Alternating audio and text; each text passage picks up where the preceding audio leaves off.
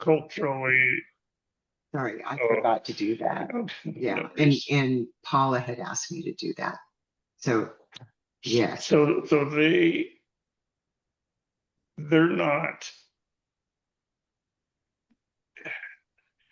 in general, it's a generalization, Yeah. but they're not studious about Buddhism. It's cultural, and they believe thoroughly. But here it's different. We're more of a you got to show me. Oh, We it's a science backed. Show me what you're talking about, and versus you believe everything that Rinpoche is saying, right?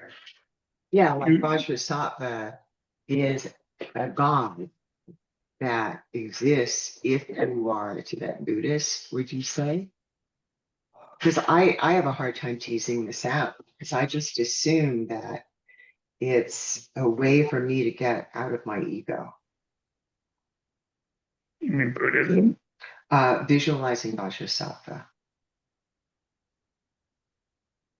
So when I'm putting together, whether it's a benevolent being or an angry being, I'm not in my head worrying about what I think about this, that, or the other thing. I mean, it's more of Things and a Buddhism. means to let go of my ego. That's how I think of it, and that may not be correct.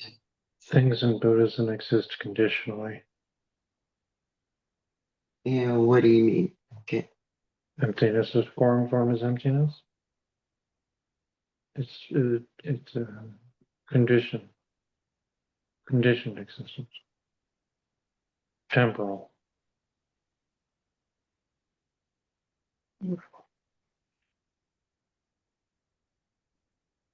One side of it.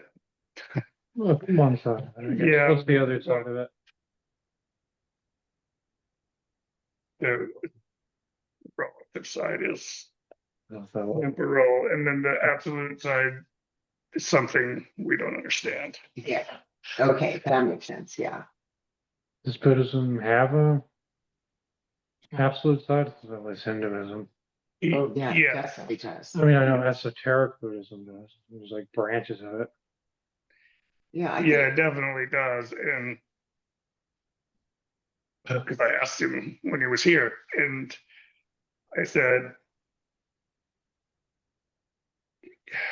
something about that specifically, and he said it's the same thing.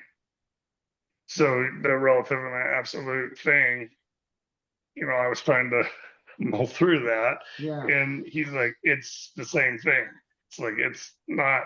You can't separate those; they belong together. So No, that makes sense.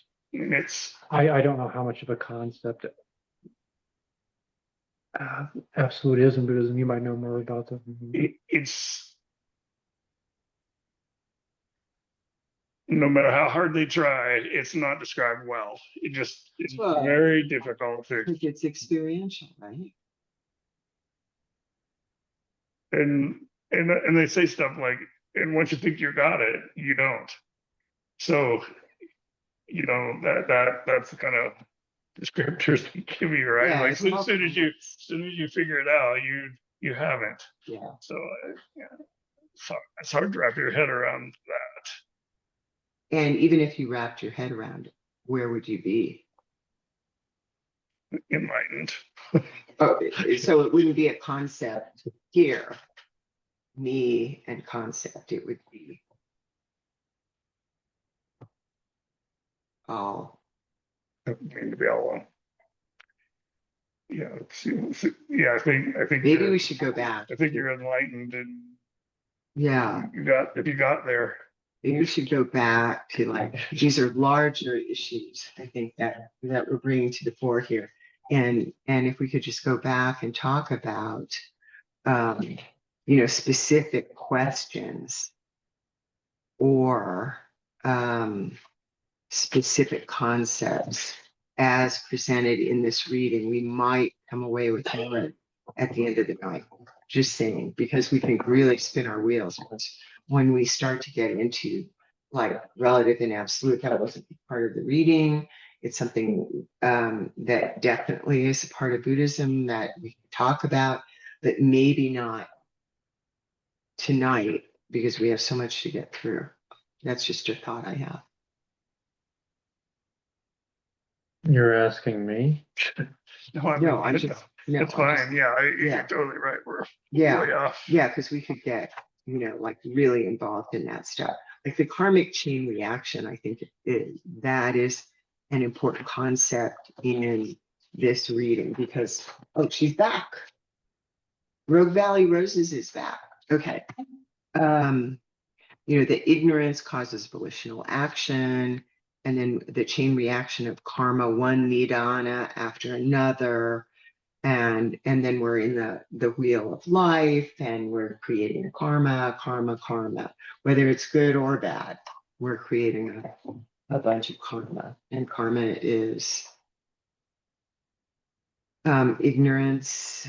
So if we're all enlightened to start with, and we just can't see that, then that bewilderment and the ignorance that causes the unsettledness, that causes action, and then boom, we're into the dualistic world of desire and grasping and gamesmanship. And I think all of those things kind of make sense when I'm reading it. The fact of karma begins its birth in our world and in our life. I think that was, we were born into ignorance and bewilderment, and we, from volitional action, the chain reaction of karma, one nidana after another occurs. And you can review that by going back to the wheel of life, how you go from one nidana to the other, to the other, to the other. And you can join the wheel at any point in time. The psychological states, attitudes, and our physical environment bring karmic consequences. And this was interesting to me. He talks about what we're born into that we can't change quickly. I mean, we could maybe over time change it, over lifetimes change it, but we're born into, like our physical bodies and what those represent in the world and how we manage that. We can't change that. We have to deal with it. We have to deal with the level of need that we're born into. Some of us are born with great physical needs, and some of us are born with very few physical needs. Like, we were born maybe wealthy or certainly, having enough of whatever we needed. So those are things you can't change.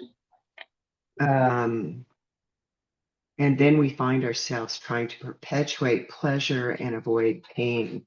And I put lifesavers in there because he used that as an example, of how we want to keep the pleasure going. So we pop a lifesaver or whatever. And do we really need that or want that? That's beside the point. We're trying to maintain pleasure.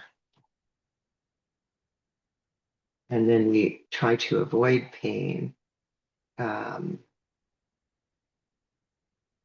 Yeah, I think he put it as entertaining ourselves, right? There's a way to avoid, to distract ourselves. And we live in the era of entertainment for sure, Oh, yeah. like big time. I embarrass myself sometimes. Well, I'm like, okay, if I get through with this, then I can go watch whatever or be entertained, however. So I love that concept of that entertainment. My mother used to say, because she was kind of She read a lot. She was a very funny person. She still exists, but she's got dementia. And she would say, "We're entertaining ourselves to death. We just go from one thing to another, to another, to another." And that has always stuck with me. And I thought, wow, she had a lot in common with Chogyam Trungpa. It's reminding me of one of the things Rinpoche said, which is we waste a lot of our time, which I think is exactly that. Yeah. Yeah, that's the result of ourselves, the wasting of time. Because how would our time be best put to use? Probably not what I do in the evening, which is TV watching. And Exactly. Yeah, Yeah, me or too. even the act of, going for a walk or something, I'll find myself looking for my phone and my earbuds just so I can have, rather than just enjoy the walk, I'm listening to something or, so it becomes kind of like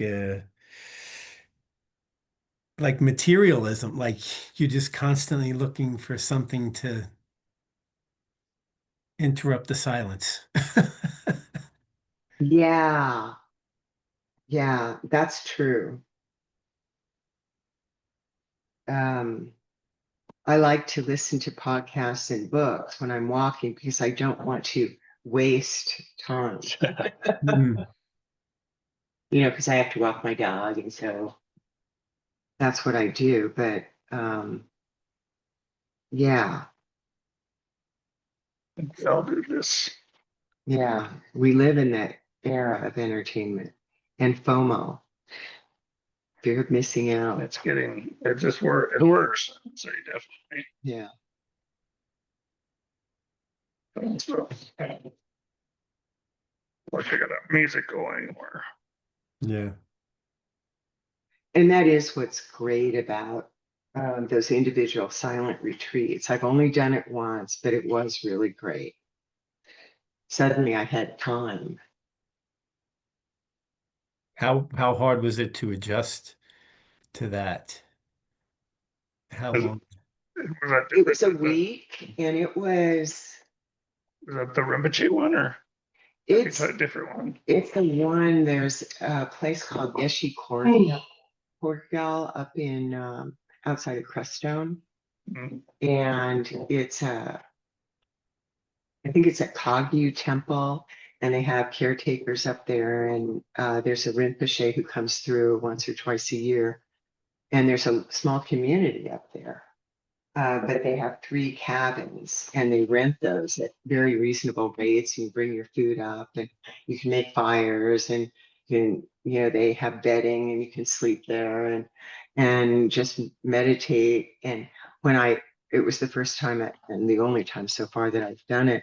And I had all these books to take and Rinpoche said, "You can take 2 books and don't spend a lot of time reading." It was like one was on the Heart Sutra and the other was probably the Way of the Bodhisattva. And he was like, "Yeah, that's not the purpose. The purpose is to, um, be." But I fed the squirrels, and I did find ways to entertain myself, but it felt way more virtuous than being home watching television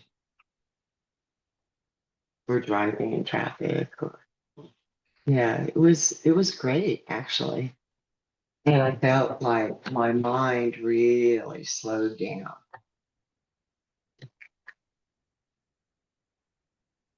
Yeah. Yeah. So if you ever have an opportunity, I do recommend it. And I'd love to go back. It's just hard to find time. I want to go to New York instead, right? Talk about entertainment.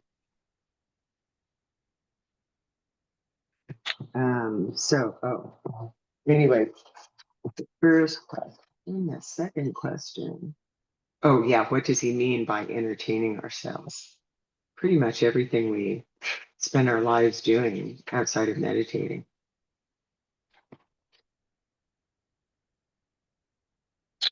I can ask a question, Sure you can. but it's on a different part. It's on part 7. No, part 4. Part 4, You know, like, on overcoming negative karma. no 6 types of karma consequences.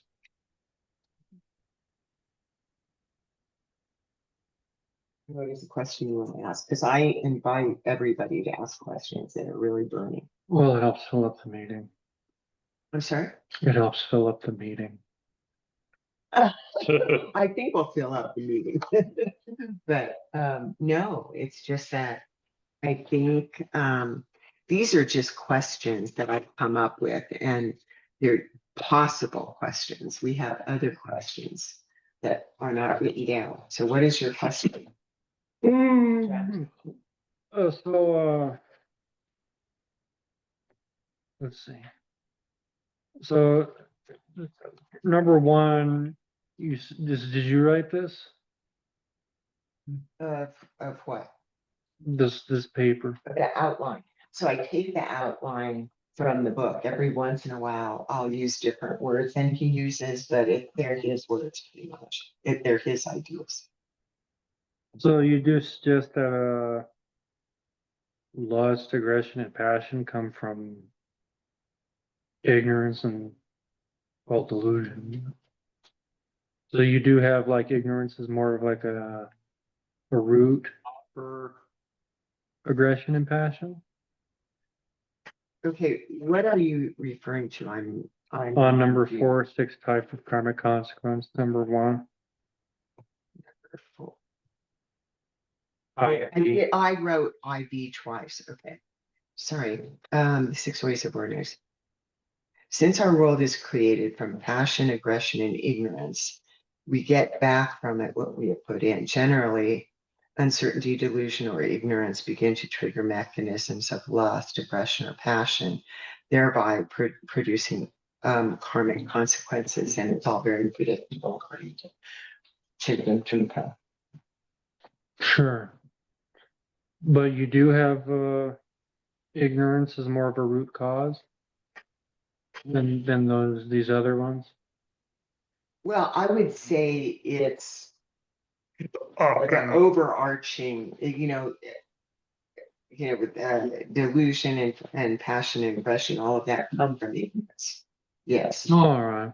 yes. Because it kind of felt like they had them as like co-equal on the wheel anyway. Well,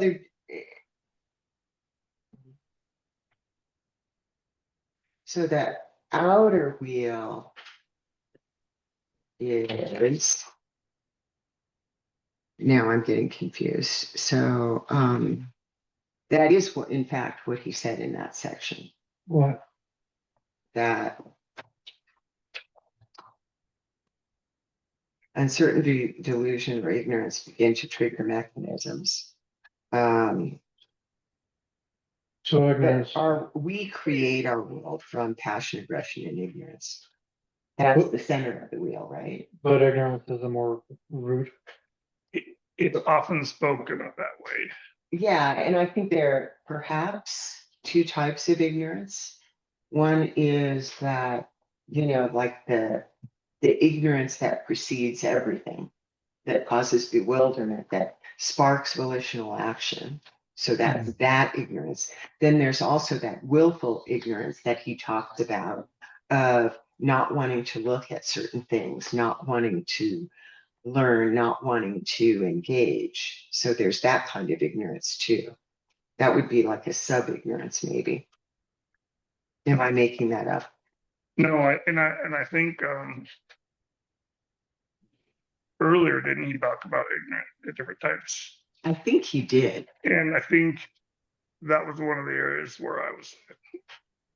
Yeah, because It was difficult. I didn't understand everything he was saying about the ignorance. I was Yeah. like,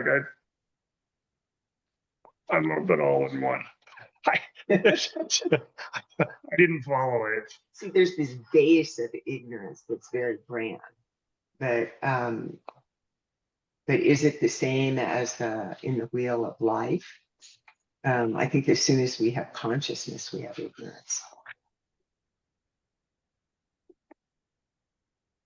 I don't know. but root cause, I mean, I definitely heard Rinpoche say that Yeah, many root times. cause of, It's a root cause. yeah, One of your problems is definitely ignorance. yeah. Yeah. Yeah, ignorance in turn causes volitional action, he says here.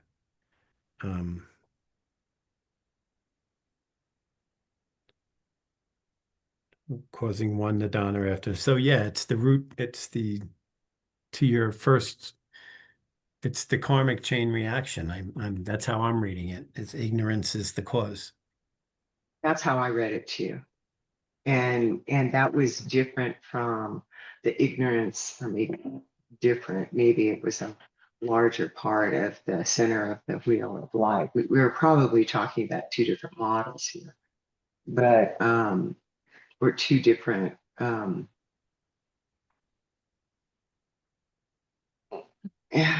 like he starts out the chapter in a very basic way, like ignorance is the cause of, all of our issues and karma, that karmic cause and effect.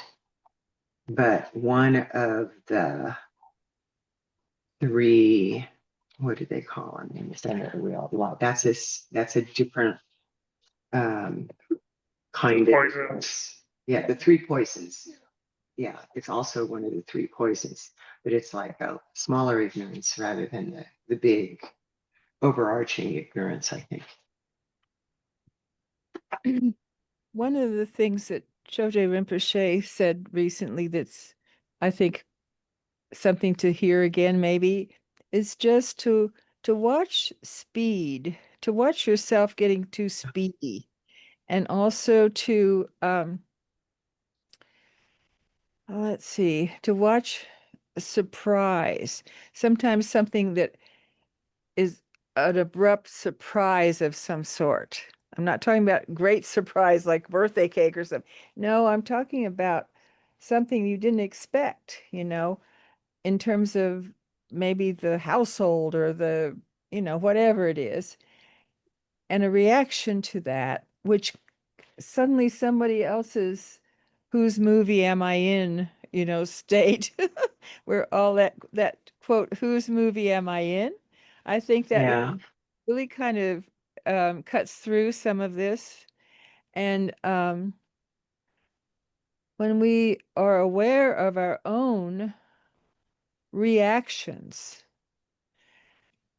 it helps to free ourselves of our typical state of whatever it is. Enough. And So, in regards to, is this, are you talking about ignorance or? well, it could be I, anything. It could be anything that's overtaking a tranquil, whatever it is.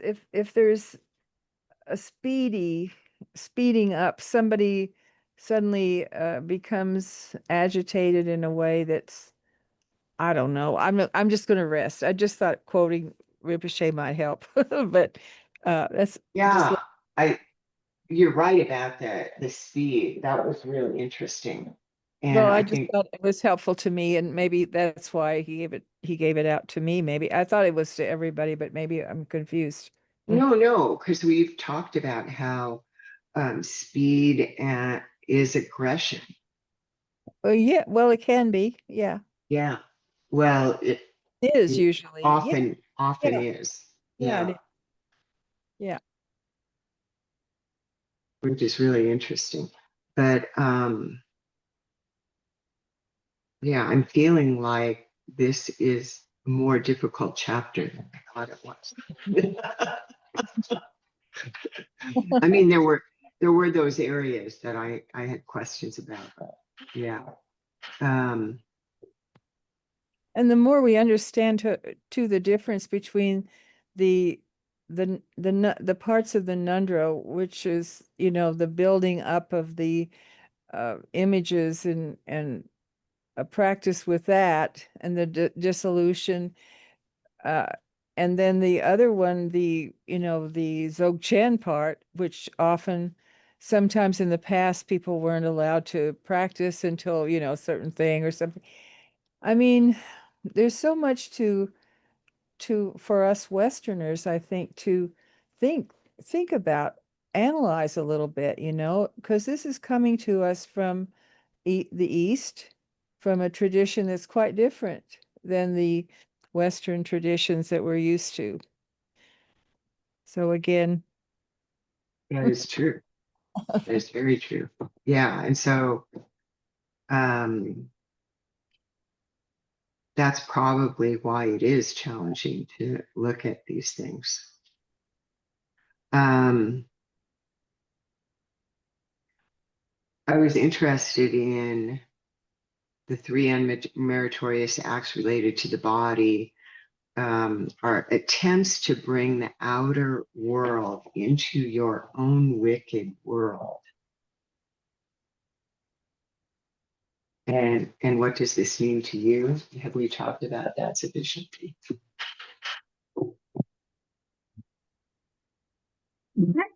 Quite sure what it means. So the Just trying to get your way. yeah, trying to get your way, taking a life and stealing are connected with aggression. Sexual misconduct is connected with passion. All three are attempts to bring the outer world into your own inner world. So it sounds like control to me, control in your own way without having to refer to other people's feelings and concepts, or even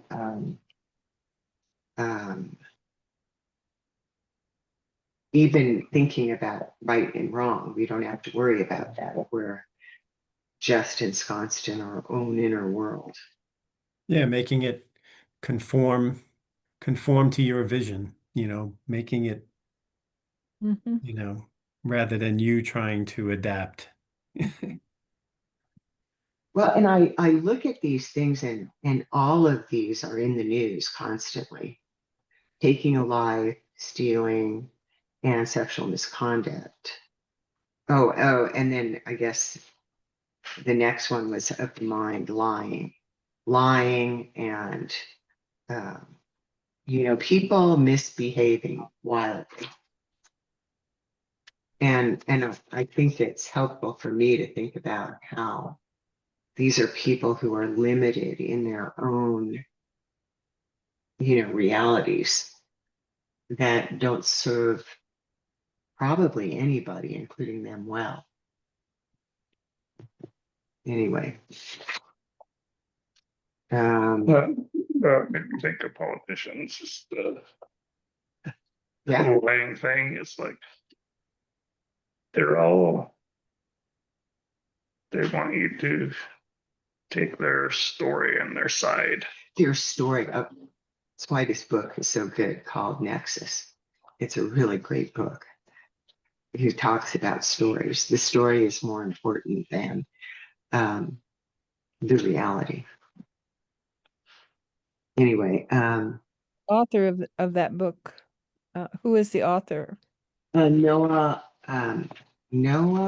Harari. He wrote Sapiens and then Sapiens Deus or something like that. And then this book. And this book is really good. One of my Dharma sisters told me about the book, and she said, everybody should read this book. And I'm like, well, I think maybe you're right. And I'm listening to it as I'm walking my dog. Mhm. Okay, so what is the scheme of accepting and rejecting? Oh, it's still on 95. I'm trying to move on, but not being very successful. 95. We can study animals in cages and their behaviors, but we can more easily observe ourselves. Which goes back to what you were saying, Janet. We are already in a samsaric cage, and these actions are regulated by social norms. Like we shouldn't kill, we shouldn't steal, we shouldn't have sex with the wrong people.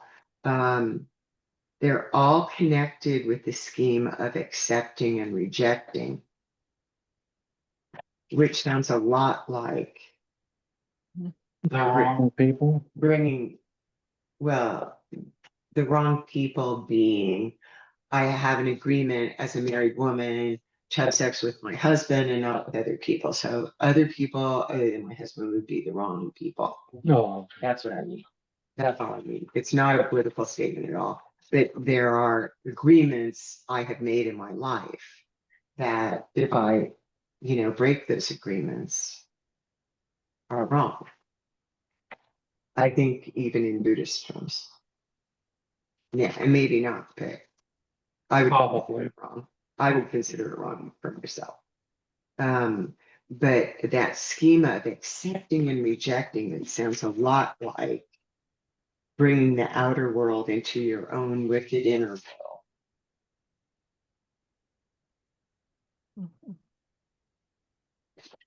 Unmeritorious actions of mind, telling lies, intrigue,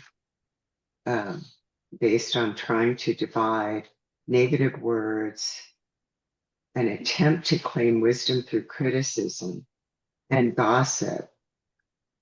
And these are the ones where I look at and I go, oh, I don't do those things. And then when I really think about it, like I've taken to since I started to meditate, thinking more about how I phrase something to somebody, especially in writing, because oftentimes when I'm talking, I don't take that same kind of time that I often wish I had. But I was writing an email and I was like, oh, I really disagree with this woman. It was a group email. And so I'm just going to say this. And I reread the email and I thought, no, I'm being that person, intrigue based on trying to divide, or you're trying to win by drawing some people to you and putting off others. So I just took that whole part out of the email and it didn't hurt the message at all. But I'm because of this book and meditation, I'm really thinking about that more and seeing the little teeny ways that I manipulate or attempt to manipulate situations that I didn't think I did, but I do. We all do. Yeah. Yeah, it's very human, isn't it? It's hard to not like talk negatively about someone or something like that, It is really hard. Yeah. especially when they're like a special case, and it's they're extreme or whatever. Yeah. Still hard not. You shouldn't do it. But it's hard not to.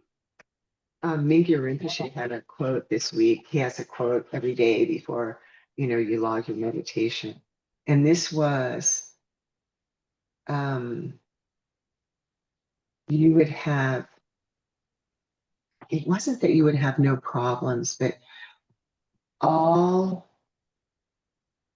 it's like kind of like all problems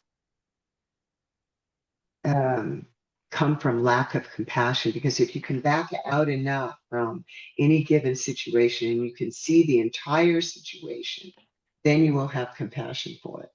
And I love that because I can see that, Right. yeah, but sometimes you have to go way, way out, like on a planetary level, but Yeah. but the compassion can still be there. Yes. There's one quote, dissolve all blames into one, or, could dissolve all into, it just dissolves. It Huh, does. huh. Mhm. Yeah, yeah. Relax, let it go. Relax, relax, relax. Some people are just, I think most of the world is just so tense. And then there's a few people that are kind of scattered, which I think I might be among that group. But you know, and and uh and we just it's a journey. It's a journey and It takes is. Mhm. And if we back up enough to see that it's a journey and we're all in different places at different times with different meritorious, non-meritorious, unmeritorious, I mean, all the different things that go into it, then the compassion really does make a difference in everything. I can allow it. Yeah, I think I've heard it put as, may have been Mingyur Rinpoche. The quote was, "You can see the river when you're out of the river, you know, Yeah. rather than not, you know, stepping back Ah, and realizing you, you know, changing your perspective." yeah. He has really great quotes. Um, let's see. Oh, how does Chogyam Trungpa categorize gossip and envy? Because he talked about them both, but in different places. Like gossip was under I think that was earlier. speech. It was unmeritorious karma connected with speech. But unmeritorious karma connected to the mind would be envy. Hmm.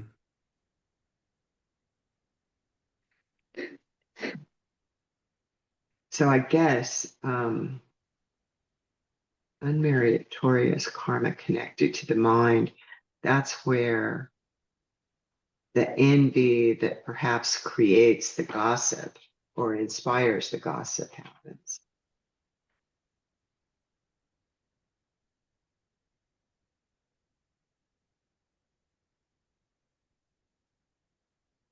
But gossip, I thought his Does, definitions were interesting. I'm sorry, yes. I'm sorry, you go ahead. Go No, ahead. no. Just finish what. Oh, to bring others down to your level. And it can lure others into further discursive thoughts, into chattering. And humans love gossip. We all do. And what I've noticed since becoming a member of the Sangha is people really don't gossip. I mean, every once in a while you hear it, but hardly ever. And I really noticed the difference. I don't gossip because I'm autistic.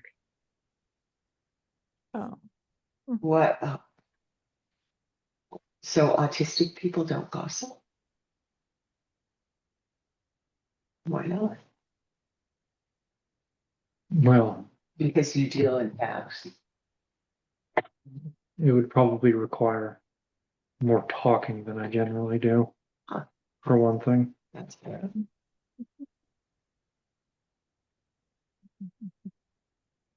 Hmm. hmm. But it has been kind of liberating to know that people aren't going to say bad things about other people In the Sangha. in the Sangha. Yeah. They'll do it later at home. Maybe. Maybe, but yeah, no, it's just, you understand the energy that kind of creates and the energy being the karma, and it just feels bad. And people slow down at least enough to avoid gossip. Although I have heard some occasionally. But it's far, far less, I think, than in most workplaces, certainly, that I've been in. What are your Yes. thoughts, John? That's not to say. Yeah. Not asking for examples. Yeah, I mean, I have, but they're extreme situations that have happened. Yeah. You know, I probably can't articulate it. I'll get back to you on that. Okay. Yeah, I mean, it's an interesting thought. Yeah, I hadn't thought about autism, but it kind of makes sense.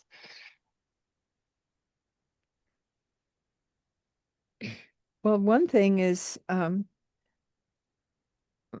of my background is I taught elementary school for 25 years, and I love teaching children and having children. And so I do think that a lot of problems with envy and jealousy just come from children not having enough uh, love and happiness from parents and people around them. And so one of the lessons for us is to just love children like we, just with all the pleasure that we have with our kitty cats or our puppy dogs or anything, especially when they're tiny. And I think I was so fortunate as a little girl to have a father who just adored my sister and I, and would read us, we'd meet him at the gate and all that. So when we're thinking, each person has had such different experiences in their lives from the time they were born, and some of us do have some kind of thing that's been a problem for us, like you just mentioned, the autism or whatever it is, demands our compassion for ourselves. Our compassion, self-compassion is so important. And that gives us compassion for others more and more. And relaxing, and um, and being able to see and know the suffering that we've had, each one of us in our childhood. And that's all I'm going to say for that. Where do you see meditation fitting in to children growing up in a self-accepting way? Well, the more children can just be and just, be with whatever they're doing, it's like children are so delightful because they're just present. They're just present if they're not in trauma. And just being with a child can just be the most wonderful time of the day. Um, I'm not sure that I answered what you were thinking, what you No, asked. that's okay. That's fine. No, I think it's really it's really interesting to hear about your experience with kids. Well, thank you. Yeah. So, okay, we have a half an hour, and um, oh, what are common forms of wishing harm on someone? 97 was on page 97. Um,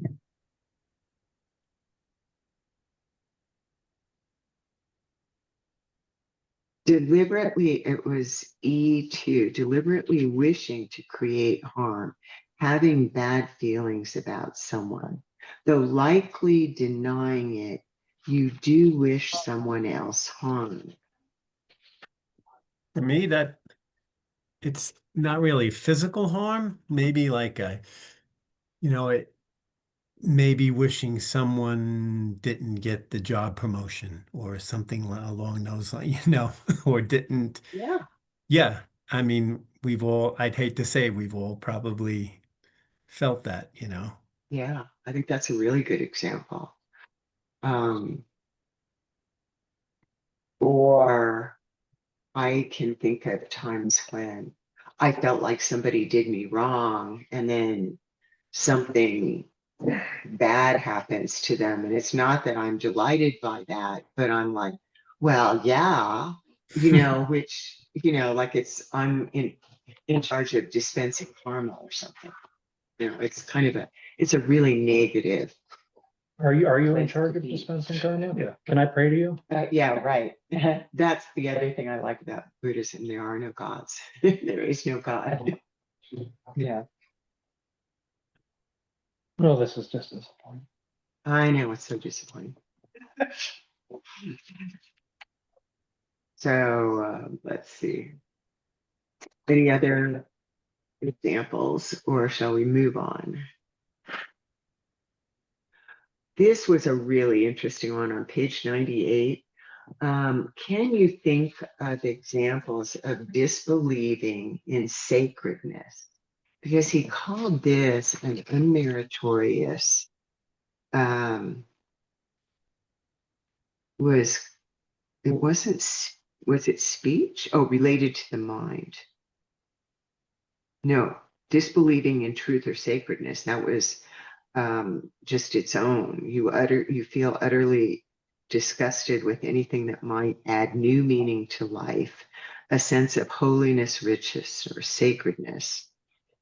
Meditation is just a place to hang out. Chanting is just chatter to you.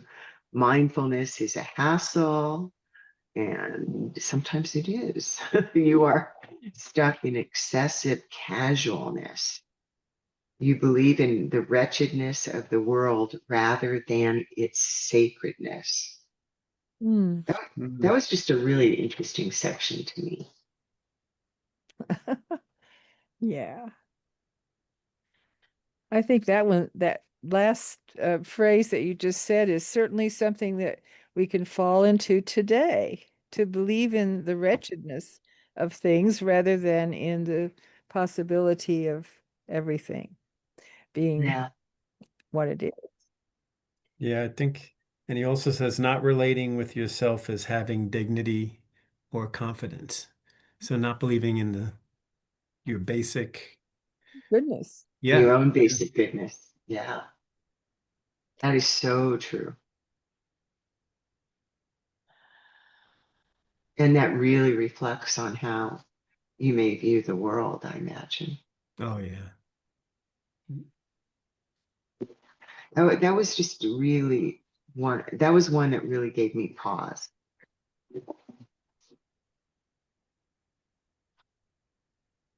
Because I do like to think of the world as a sacred place. I don't always do that though.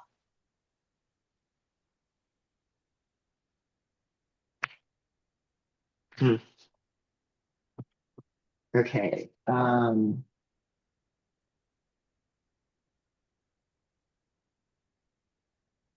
Oh, I don't know if we want to go through all of these, but what are the meritorious ways to reverse all the 10 evil acts? Because he gives us the 10 evil acts with a lot of detail. And then he kind of runs through the meritorious as being the inverse of the unmeritorious acts. So we could go through and look at that. Right. The Um, 10 wholesome deeds, I think he refers to them. yes, he does. Um, see what page is that? So I can. Oh, I didn't put the page in. 100 meritorious. And that was again where, although meritorious, it still produces further suffering, further karma, which is It's bottom of page some, 98. yeah, it's something that's hard to wrap our heads around. Instead of taking life, you develop respect for life. And for example, Tara in California releases fishes. And when I had to kill a squirrel that my dog had mutilated but not killed, I had to kill it. And I felt horrible about that. And so the Buddhist phone tree was such that Tara said, well, you could donate to the release of fishes. And she does that a lot. And it does make me feel much better, you know, that instead of taking a life, you show respect for it. And it's a good antidote, maybe. Although I still have some bad karma from that, I'm sure. No matter what, apparently, No matter what. you're gonna get some bad karma. I took a life. Well, yeah, I mean, and that's easy to. It was, I said, what is the greater good? And the greater good to me in that moment was to take that life. because otherwise the critter was suffering. But I still felt horrible about it. You know, I didn't want to have to do that. So now I'm always watching her, you know, and pulling her back so she can't pounce on something. But it could happen again. It'd be terrible. On the leash, your dog got it. Yeah, but I have her on a 26-foot leash. And so it is in part my doing because I feel like she needs to run that much. But, and I just didn't see in that. I just didn't see it happen. Let's see the 6 types. There was a question here. Power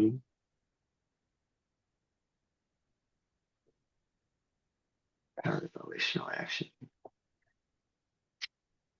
So this is the 6 types of karmic consequence, but I do think we could go through and say, okay, telling lies, you know, what's the antidote to that? Telling the truth. Or would saying nothing be the equivalent of telling the truth? I don't know. It depends on the situation. Instead of trying to divide through intrigue, you could try to bring together negative words and attempt to claim wisdom through criticism. Yeah. To maybe an attempt to understand through looking at the positive. I don't know, but I think we could go through all of those and come up with antidotes. I remember Rinpoche said one time, sometimes the best thing is to say nothing. Yeah. Yeah. Instead of telling the truth, maybe say nothing. Yeah. Yeah.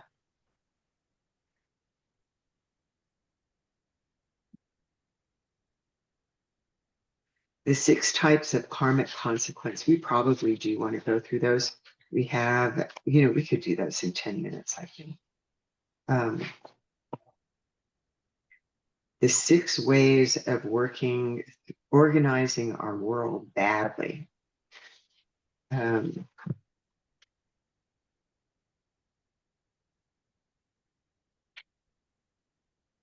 he says how, you know, the negatives are very predictable and the types of karmic consequences produced. The power of volitional action. First type of karmic consequence has 4 subcategories. And that's where we get into good beginning, bad ending. The karmic situation is virtuous, but the ending is bad.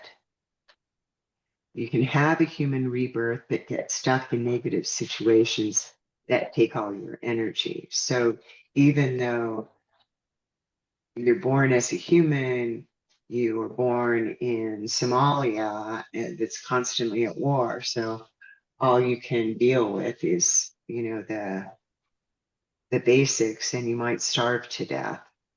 So yeah, situations that would take all your energy. Bad beginning, good ending. I love this. Like being born into a mafia family. A bad situation with lots of opportunities. Yeah. Bad beginning. Yeah, that I love that. The mafia family. And we can all think of examples, I imagine there. Bad beginning, bad ending. Like being born into hellish circumstances and being forced to remain there, like you just can't get out.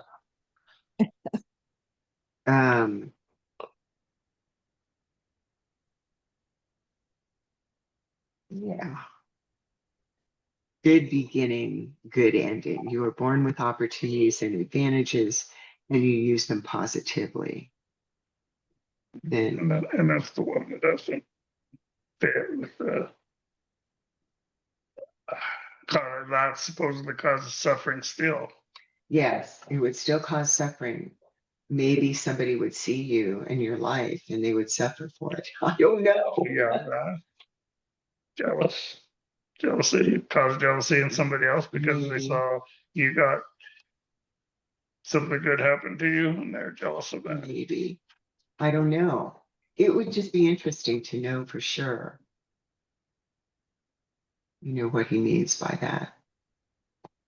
So if we think of it and we see Rinpoche, we can ask him, tell us about good beginnings and good endings still causing Suffering, yeah. suffering. Yeah.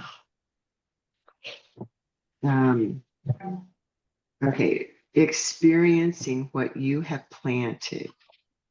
So you can experience your karmic consequences immediately. For example, a car crash after drinking. You can experience karmic consequences later in the next, for your next birth or lifetime.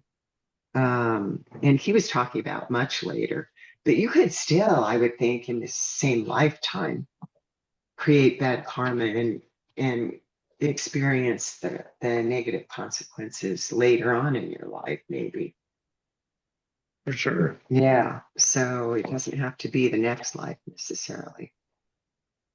Experiencing consequences ripening from a previous birth. So it's similar to number 2, C2, but it's just a different perspective.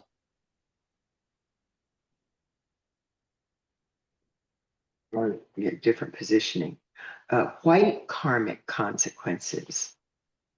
Good karmic situations that perpetually grow. Okay, so let's say if we aspire to that, then we are still grasping, right? We are and if you grasp, you automatically create suffering, right? Maybe. I'm still going back to that original question Yeah. too. So, Yeah, so I don't know. So emulating the 3 jewels, the Buddha, Dharma, and Sangha, and living in accord with them, that will produce white karmic consequences. Emulating, appreciating someone else's virtue, being inspired by another's wakefulness and becoming wakeful yourself. And I think we probably all have had people in our lives who have impacted on us positively. And to appreciate that gives us white karmic consequences. A lot of times I think we fail to appreciate. Maybe I have, but yeah, practicing the Dharma. I love this, despite a wandering mind, because I have such a wandering mind that, that you can practice the Dharma and still obtain white karmic consequences.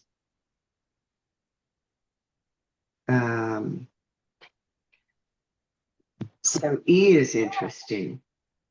Changing the karmic flow by forceful action. And this is on page 101, 102. You suddenly, with tremendous and forceful effort, alter a bad situation. yeah. I think of acts of heroism, actually. But I think he means way more than that.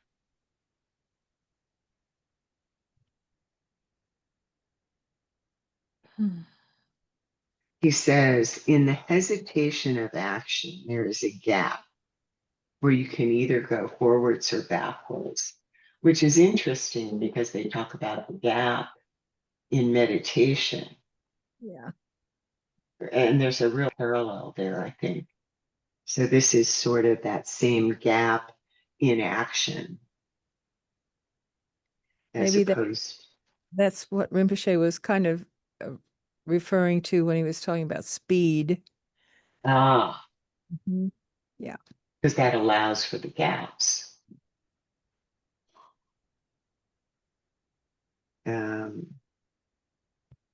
shared karmic situations. And this was one that I think inspired for me the exploration of this particular book, National Karma.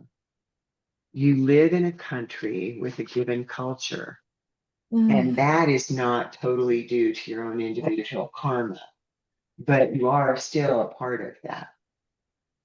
And so you reap the karmic consequences of that, as we can see. And then individual karma within the national karma, how you are directly affected by the system in which you exist. Environmental or national and individual karma complement and feed each other. So voting may be a piece of individual karma in the national sense, but there are a lot of other examples. Am I going to throw this piece of trash out my car window? Am I going to buy an electric car or a gas car? Or, those are all things that interplay with the national karma. Interaction of intention and action, the sixth karmic consequence. White intention, white action, as in respecting your teacher and having devotion. Black intention, black action, like taking a life without reason or excuse. Oh, yeah, I feel so badly for those kids who end up shooting bunches of people. They're usually kids to me. I don't know, not always. White intention, black action. Taking a life to save many others can create good karma or positive karma. Black intention, white action. A mix of the two. That was yeah, so that was not fully explained by him, but I'm sure that can be like you start out with a negative intention, but things turn out well, we're all involved. That would be black intention, white action. Although people are not 100% sane, they are worthy of our respect for their partial goodness. And in that same paragraph, he says, all six types of karmic consequences are arrived at partly due to your being in a wrong environment and partly due to your own neurosis.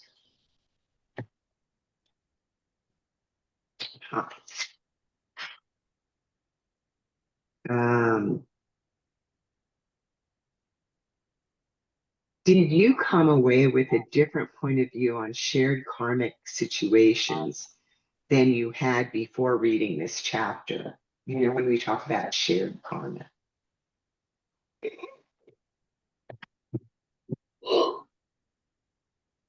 Because I think I saw national world as sort of separate from me in a way. I never thought about it. And maybe that's it. I never thought about it. I'm familiar with the idea from Chinese philosophy.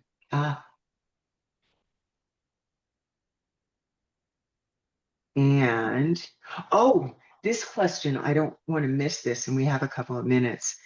Can artificial intelligence create karma? It's a machine. But it creates thoughts. So there are lots of things, I guess. Yeah, I just have wondered about it because I'm reading this book and I mean, it definitely could affect it could affect. I mean, not in and of itself, but I mean, to other people. I mean, Kind of like asking if a car creates karma.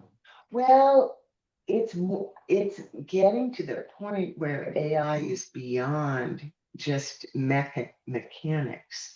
It can write and create and manipulate and like the young girl who committed suicide because she had a friend, an AI friend. Is that karmic? Is that just her karma? Is that the karma of the people who are working on developing AI?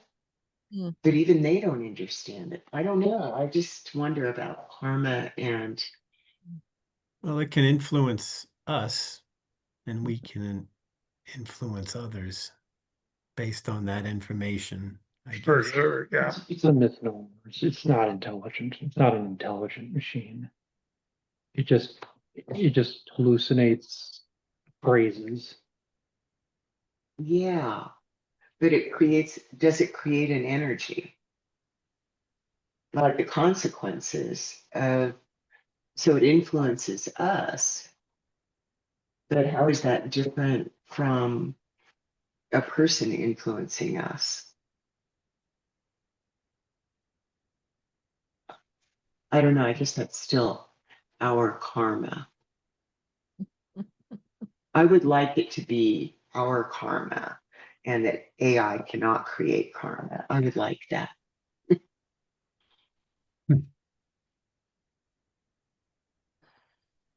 I mean, I guess inanimate things in general can affect your karma because you might, there's a red Porsche out there that you look at and then you want that. Oh, that's true. And AI would be kind of like that. It's like, said, no, you shouldn't do that because that's going to be harmful. So it did a thing that affects you. You're like, okay, no, now you're not going to do this thing that would cause harm. And so, Okay. but not itself, I don't think. Yeah. So it cannot create karma. It. Well, no, I like that answer. I don't know. I don't know either. AI seems like such a loose cannon. I don't know. It seems like something I don't really understand. Anyway, it is 8:25, so we should probably wrap things up unless people have parting comments, questions, or something we should cover next time. By the way, the next meeting isn't until the end of the month, the 27th, because I'm going to be in New York. Oh, nice. And nobody's volunteered to. What will you do in New York? Oh, what won't I do? No, one of the things I want to do is go to Staten Island because there's a house with a tremendous collection of Tibetan art in it. And I Ooh. figure hardly anybody will be there. So anyway. And it's a museum. Oh, and That house is a museum. yeah, they turned it into a museum and it's open from 1 to 5 That's cool. in the afternoon. So I'm like, yeah, I think I should go see that. Yeah, you should. Yeah. That's cool. And I'll tell you all about it. Yeah. Well, I've enjoyed being here with such a small group. I feel like I've gotten to know people a little better. I said what I was doing, but I just wonder, is anybody else doing a business here or doing teaching or anything like that? What, I'm sorry, I didn't understand the That's question. okay. That's all right. It's all right. Okay. So for maybe something we can talk about more next time or when there's a lag in time that Janet was asking, is there anybody else who like she has taught or is teaching or owns a business, like she's selling roses? And yeah, I taught middle school for a while. Okay. Yeah. So anyway, which is different. Yeah. I have a different point of view, but I have kids. Okay. The world peace prayer. In the world in general, and in this nation, may not even the names, disease, famine, war, and suffering be heard. May virtuous qualities, merit, and prosperity greatly increase, and may continuous good fortune and sublime well-being perfectly arise. in the world in general, and in this nation. May not even the names, disease, famine, war, and suffering be heard. May virtuous qualities, merit, and prosperity greatly increase, and may continuous good fortune and sublime well-being perfectly arise. In the world in general, and in this nation, may not even the names, disease, famine, war, and suffering be heard. May virtuous qualities, merit, and prosperity greatly increase, and may continuous good fortune and sublime well-being perfectly arise. By this merit, may all beings gain omniscience, and thus defeat the neurosis and negative actions which are the enemies from the turbulent waves of birth, old age, sickness, and death, of the ocean of cyclic existence. May all beings be liberated. Thank you, thank you, thank you. And yeah, Nice to see everybody. nice to see you all too. Yeah, Good night. Get home safe. thanks. Yeah, good night. Bye-bye. Have a Bye. great trip. Great trip. Oh, thanks. I appreciate that. Yeah. May I keep this? Absolutely, yes. You can keep anything here. There's the replay notes that great. What?